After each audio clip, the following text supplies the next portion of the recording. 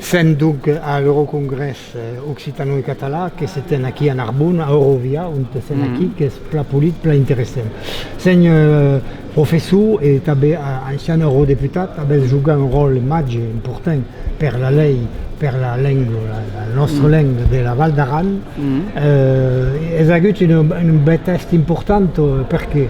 Nosaltres havíem trioficialitat lingüística a Catalunya, era oficialitat lingüística do catalán, do castellano espanyol e també era oficialitat lingüística de la llengua occitana aranesa a l'Aran.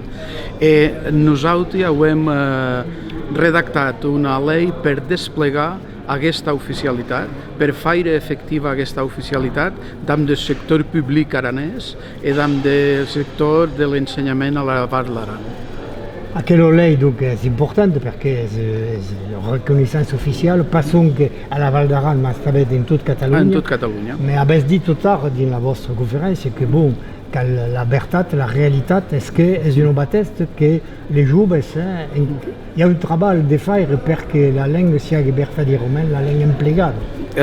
Existeixen diversos pilars per a construcció de la normalitat lingüística.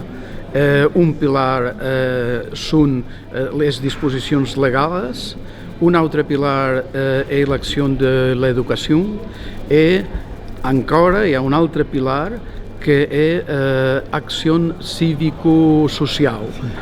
Sense els tres pilars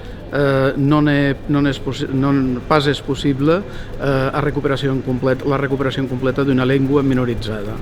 I pensats que aquella llei és una avançada per l'occità de l'estat francès, per exemple, pot ajudar o no? Bo, tota pedra fa i paret.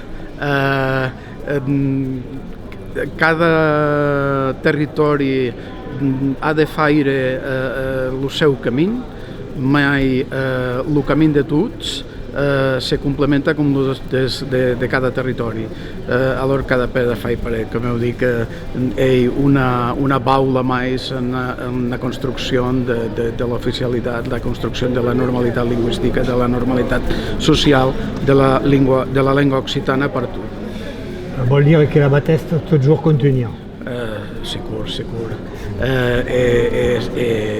És una bona causa que continua. Si no, voldria dir que érem totalment en una situació de minoritat. Continua perquè existeixen energies per continuar. Gràcies. Merci, Pla. Merci.